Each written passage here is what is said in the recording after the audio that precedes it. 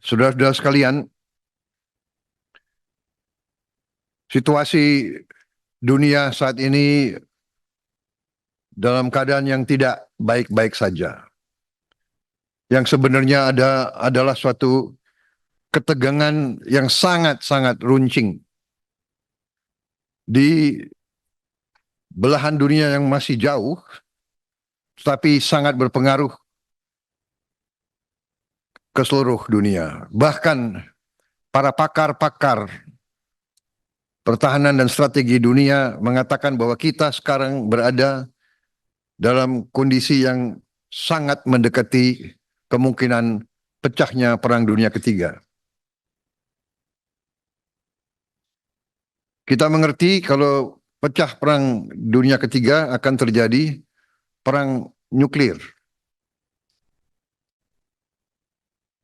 Alhamdulillah, tradisi Indonesia adalah sebagai negara non-blok yang tidak mengikuti blok manapun.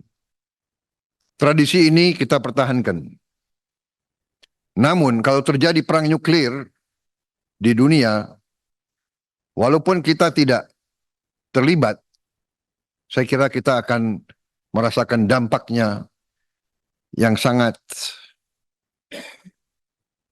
berat.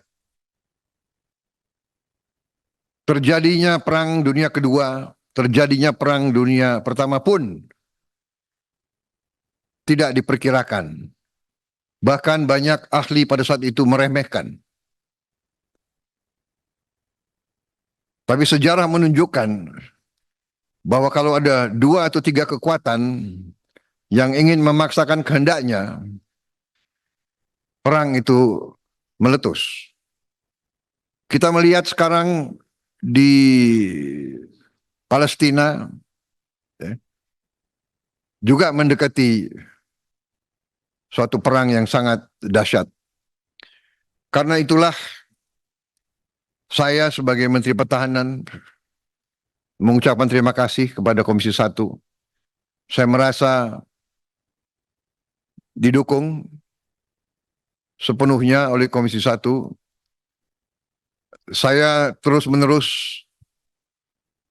bertahun-tahun saya peringatkan seluruh bangsa bahwa Indonesia harus kuat untuk menjaga diri kita.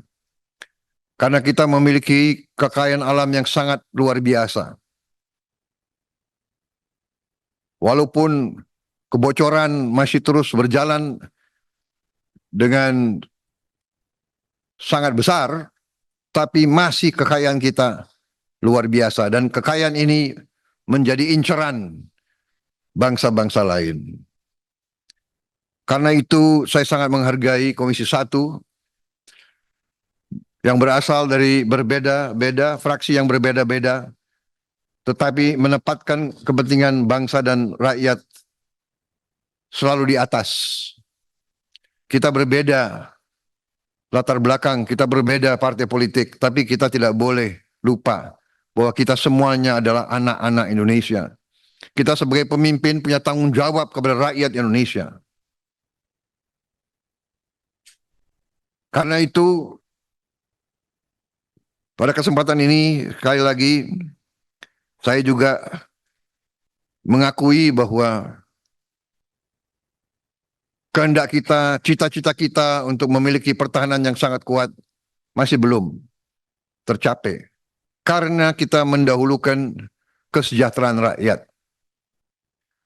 Pengeluaran anggaran pertahanan kita sebagai perbandingan terhadap produksi domestik bruto kita, PDB kita, salah satu terendah di kawasan Asia. Tidak sampai 1%, 0,89%. Saya baru pulang dari Manila, Filipina saja sekarang sudah 1,8% pengeluarannya.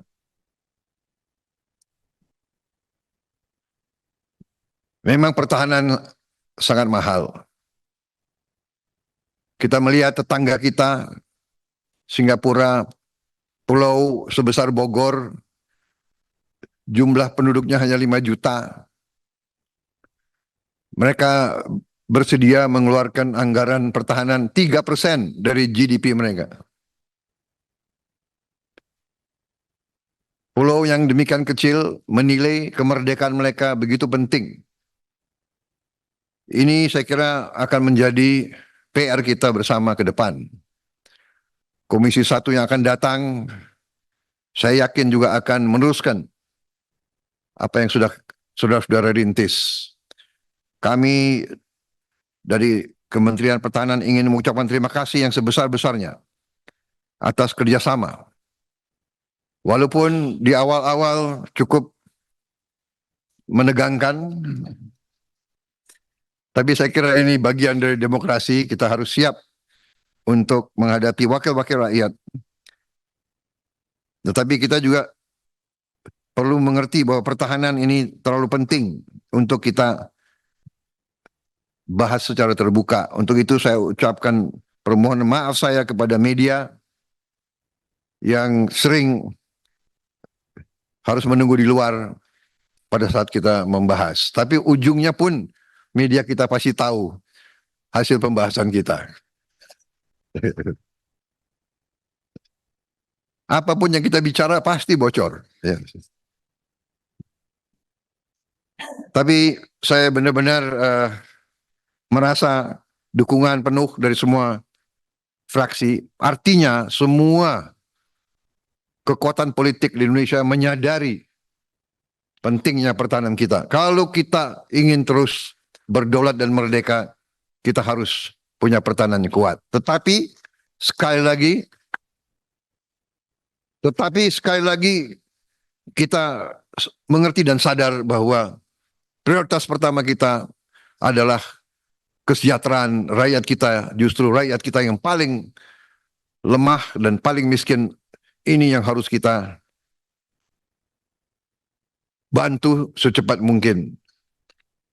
Tidak boleh ada rakyat Indonesia yang lapar. Tidak boleh ada anak-anak Indonesia, pemuda-pemudi Indonesia yang hidup dalam kesulitan. Ini kewajiban kita semua. Karena itu pertahanan kita adalah pertahanan seluruh rakyat Indonesia. Pertahanan keamanan rakyat semesta. 5 kerjasama ini sangat penting karena negara-negara tersebut memiliki peran dan teknologi yang cukup baik. Khusus untuk Kamboja sebagai anggota dari ASEAN adalah juga kepentingan kita untuk memelihara dan mendukung kawan-kawan kita di ASEAN supaya mereka juga kuat dan mandiri. Download Tribun X sekarang, menghadirkan lokal menjadi Indonesia.